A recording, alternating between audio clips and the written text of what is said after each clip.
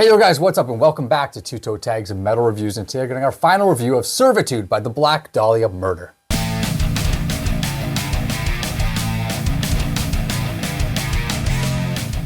So, Black Dahlia Murder, back with a new album, new lineup, new singer, and we've been checking it out for the whole week. You guys saw our first impressions last week, you know how we felt about that. And I will say, after a week of listening, I had a pretty good time listening to this album. It's Black Dahlia Murder. This is, to me, one of those bands that's just super consistent. And there's a few bands in this pocket that I feel like they just can't make bad music. And that makes it almost a little bit more difficult to review them and to critique them, because it's like almost everything they do is really good, which makes it harder for their stuff to stand out. The bar just is always really high with this band. The bar is really high, exactly. That being said, I don't love everything this band does. I mean, I'm a fan of the band, but there's certain, let's say, albums that I think shine above others. This one, for me, is not one of those albums that really shines above others. And it's a weird thing, because I'm listening to it, I'm really enjoying it, but what am I really taking away from it? I think you hit the nail on the head last week when you mentioned that the album really gets going at track 4, which is Cursed Creator. Okay?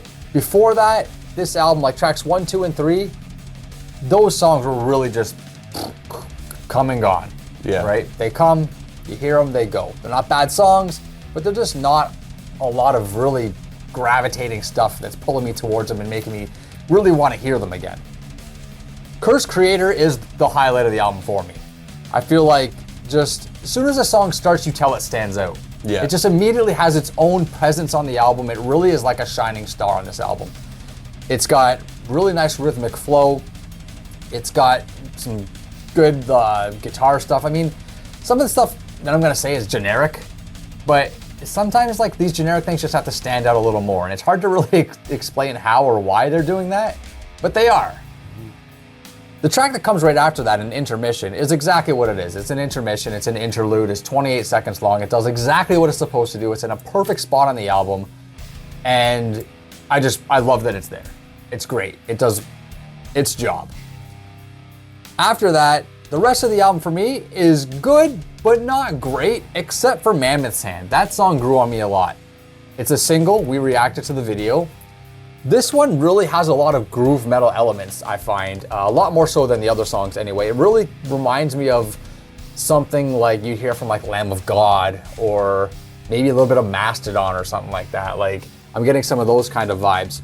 And I feel like those elements, those characteristics made it stand out on the album as well. So that's what I'm looking for. I'm looking for songs that stand out and songs that pique my interest and kind of perk my ears up.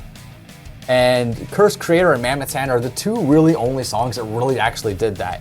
Asserting Dominion, the title track, Transcosmic Blueprint was also pretty good, and Utopia Black, these are all pretty good songs, but they just lack this spark. They lack this thing that I'm looking for when it comes to the Black Dahlia Murder.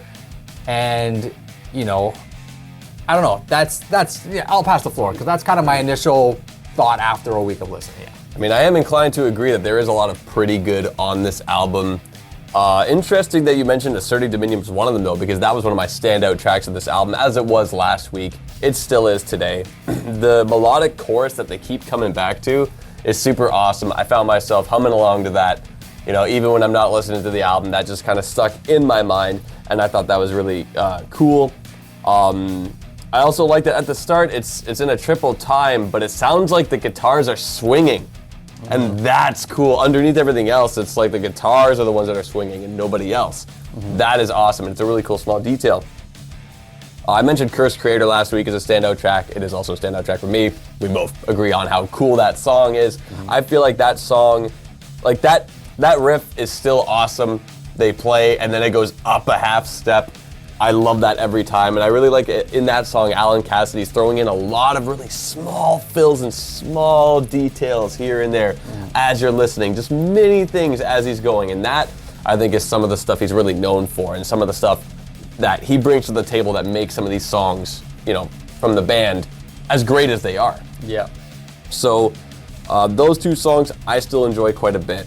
Now, Transcosmic Blueprint is the song that was standing out to me a little bit more as well. It wasn't really a mind-blowing song, but it's the kind of song that when it's on, I'm enjoying it.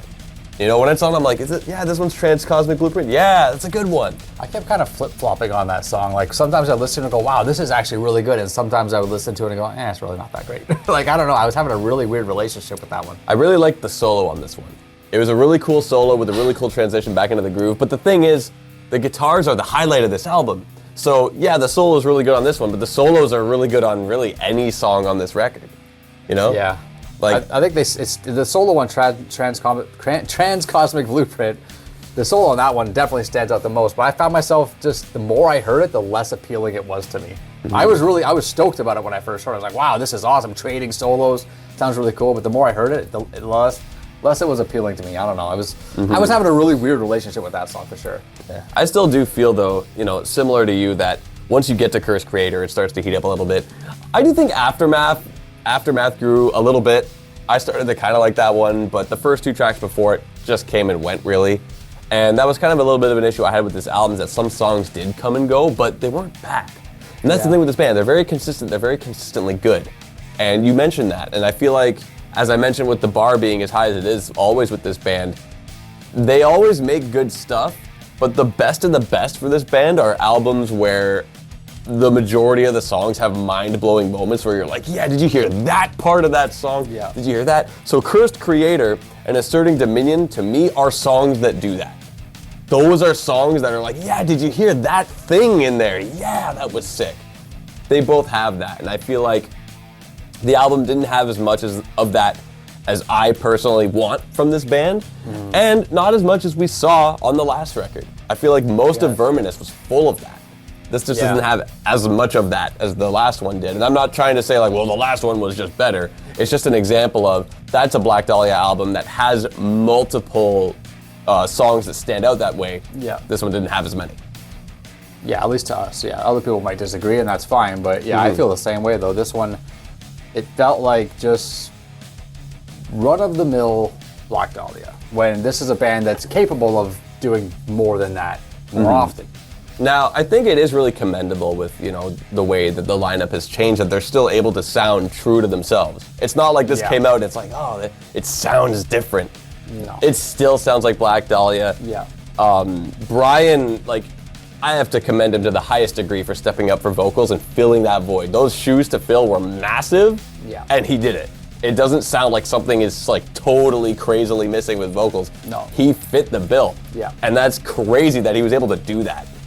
Yeah, I agree, and he does a great job. I mean, is it a one-to-one exact replica of Trevor? No, it's not, but... It doesn't need to be, and it shouldn't be. It does, exactly. It doesn't need to be, and it shouldn't be.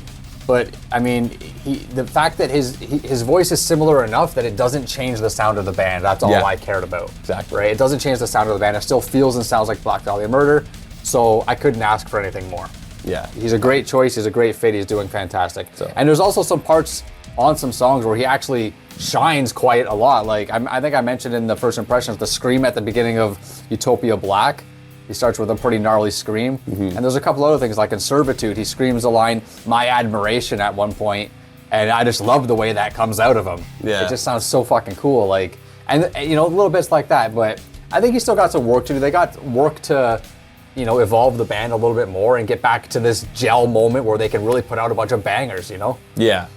So, I mean, I guess let's rate this album. I suppose I'll go first.